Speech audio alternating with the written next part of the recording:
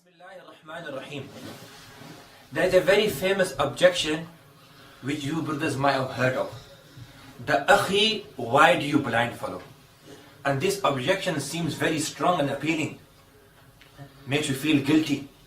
So why are you blind following inside your deen?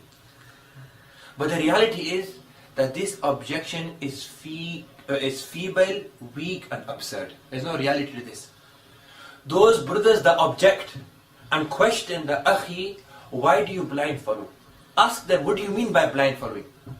What do you mean by blind following? Mawlana Abdul Halim Sahib, when I say, or when you hear the word blind following, what comes to your head? Normally to follow something without evidence in it.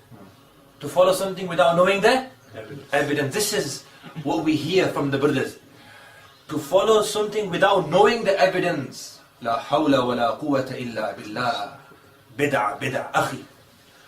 Why are you blind following? So to negate following a great school, a great imam, they will give this feeble, weak, absurd objection. The akhi, why do you blind follow? And the definition of blind following commonly is known as to follow something or somebody without knowing the evidence.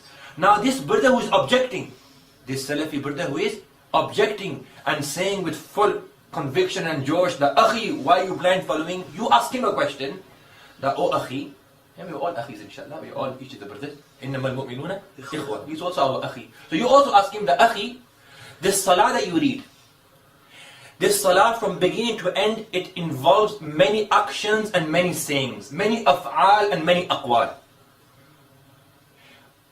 Be honest. Allah subhanahu wa ta'ala is watching us. Do you know each action? Do you know the evidence? Do you know the evidence of each action and each saying, each qawl and each fa'al? Most probably he will know raising the hands in salah raf'al yadayn. And the evidence for this he probably taken off Google English translation of Bukhari. He might know the evidence, the hadith of joining the feet, which he has misunderstood. He might know the hadith of putting your hand on the chest, which is taken from the kitab of Albani Sahib, the book of Albani Sahib. He might know reading Surah Fatiha behind the Imam. He might know reading Ameen very, very loudly.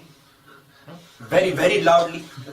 So, there's one Ameen bil Jaharin, to say Ameen loudly. And there's one Ameen, double Jahar. Not just loud, very, very loud. So he might know the evidence for these 6, 7 aqwal or af'al. So that means, the question is now, to this Salafi brother, the rest of your namaz, this is not the whole namaz, this is only one portion of your namaz. 90% or so of your salah, according to your criteria and your concept of blind following, is blind following. Your own namaz is blind following because you don't know the daleel and the evidence for each saying and each action of your salah. Because you don't know every saying, the daleel of every saying and action of your salah, according to your concept and your usul principle, you yourself are involved in blind following. And this is the illness according to you, is bid'ah according to you. So the illness and the bid'ah which you are condemning, you are involved yourself in. أَتَأْمُرُونَ النَّاسِ بِالْبِرِّ وَتَنْسَوْنَ أَنفُسَكُمْ. And the other thing is, that even though this seems very convincing and very appealing, practically this is impossible to follow each everything in salah or everything inside our sharia adeen. We have over 1 million masail in Hanafi school, for example.